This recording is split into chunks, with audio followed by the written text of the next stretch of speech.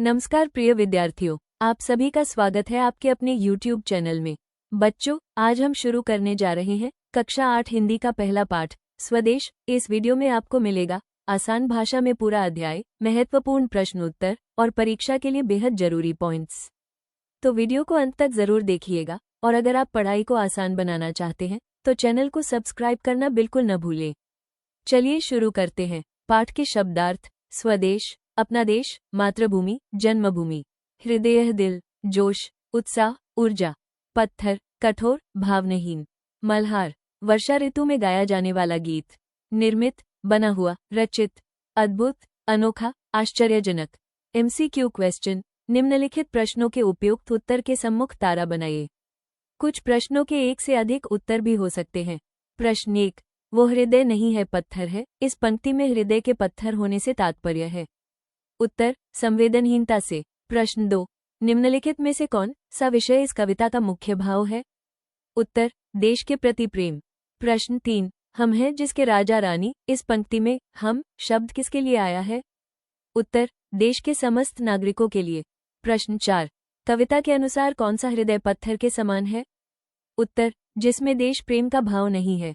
मिलकर करे मिलान। कविता में से चुनकर कुछ पंक्तियां नीचे स्तंभ 1 में दी गई हैं। उन पंक्तियों के भाव या संदर्भ स्तंभ 2 में दिए गए हैं। पंक्तियों का उनके सही अर्थ या संदर्भों से मिलान कीजिए। उत्तर, 1, जिसने साहस को छोड़ दिया वो पहुंच सकेगा पार नहीं। 3, जिसने किसी कार्य को करने का साहस छोड़ दिया हो वो किसी लक्ष्य को प्राप्त नहीं कर सकता। 2, जो जीवित जोश जगा न सका उस जीवन में कुछ सार नहीं। 4, जो स्वयं के साथ ही दूसरों को भी प्रेरित और उत्साहित नहीं कर सकते उनका जीवन निष्फल और अर्थहीन है। 3, जिस पर ज्ञानी भी मरते हैं, जिस पर है दुनिया दीवानी। 1, जिस देश की ज्ञान संपदा से समूचा विश्व प्रभावित है। 4, सब कुछ है अपने हाथों में, क्या तोप नहीं तलवार नहीं। 2, जिस प्रकार युद्ध में तोप और तलवार की आवश्यकता होती है उसी प्रकार मनुष्य की प्रगति के लिए साहस और इच्छाशक्ति की आवश्यकता होती है। पंक्तियों पर चर्चा। कविता से चुनकर कुछ पंक्तियां नीचे दी गई हैं। इन्हें ध्यानपूर्वक पढ़िए और इन पर विचार कीजिए। आपको इनका क्या अर्थ समझ में आया? अपने विचार अपने समूह में साझा कीजिए और लिखिए। 1, निश्चित है, निस्संशय निश्चित है, जाने एक दिन जाने को है, काल दीप जलता हरदम, जल जाना है परवानों को। उत्तर, भावार्थ। इन पंक्तियों में कवि जीवन के एक बड़े सत्य को उजागर करता है, वो निश्चितता।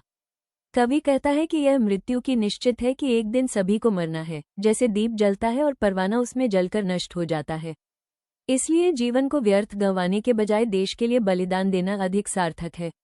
यदि मृत्यु अनिवार्य है तो क्यों न वो देश सेवा में हो। मुख्य संदेश, मृत्यु निश्चित है तो क्यों न उसे देश की रक्षा में गौरव से अपनाया जाए। 2, सब कुछ है अपने हाथों में, क्या तोप नहीं तलवार नहीं।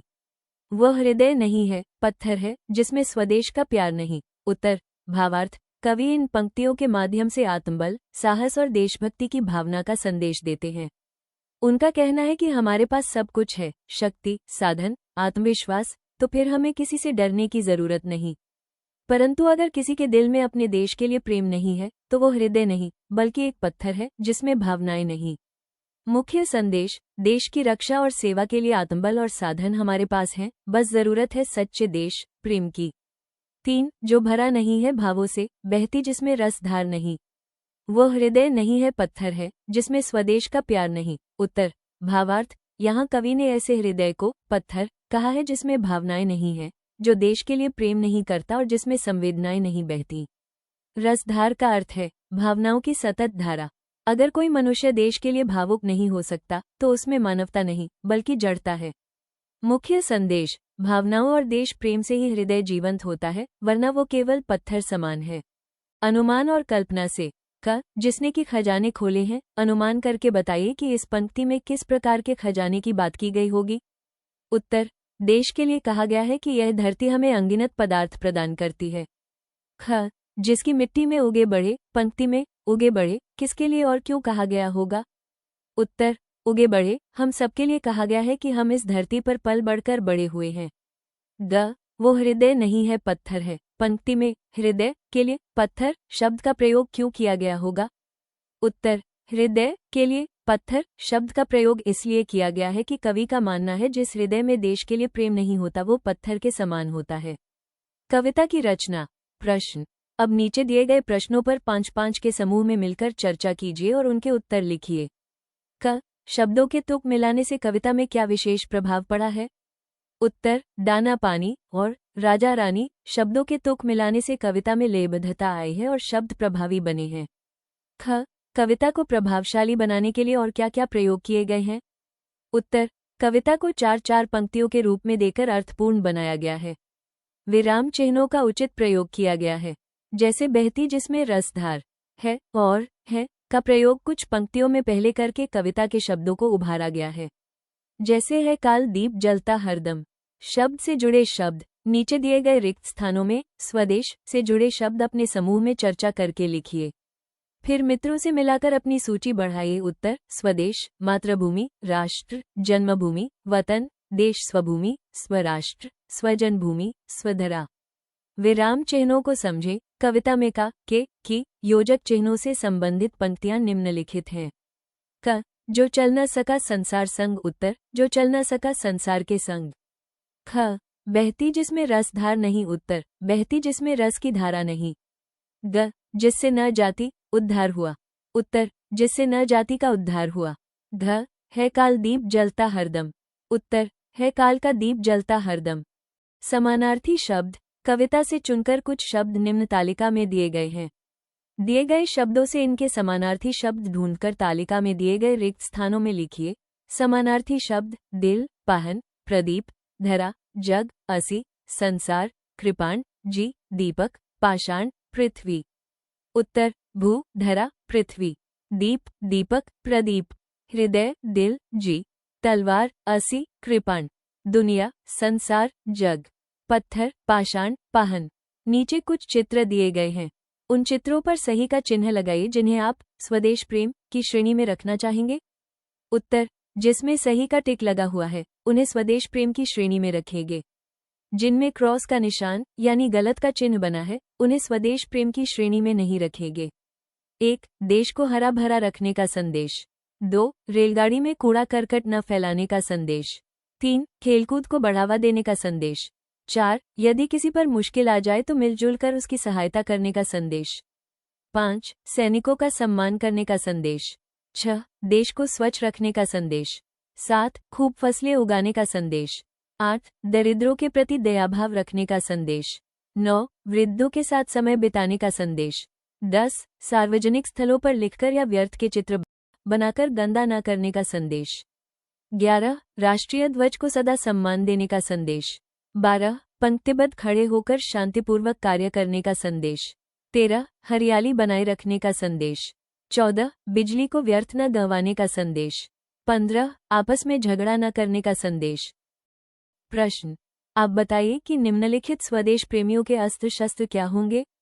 उत्तर, विद्यार्थी। विद्यार्थी पुस्तकें, कापियां, पेन, पेंसिलें, रबड़ शार्पनर, फुटा, परकार, वर्तमान समय में लैपटॉप, मोबाइल, इंटरनेट भी आदि।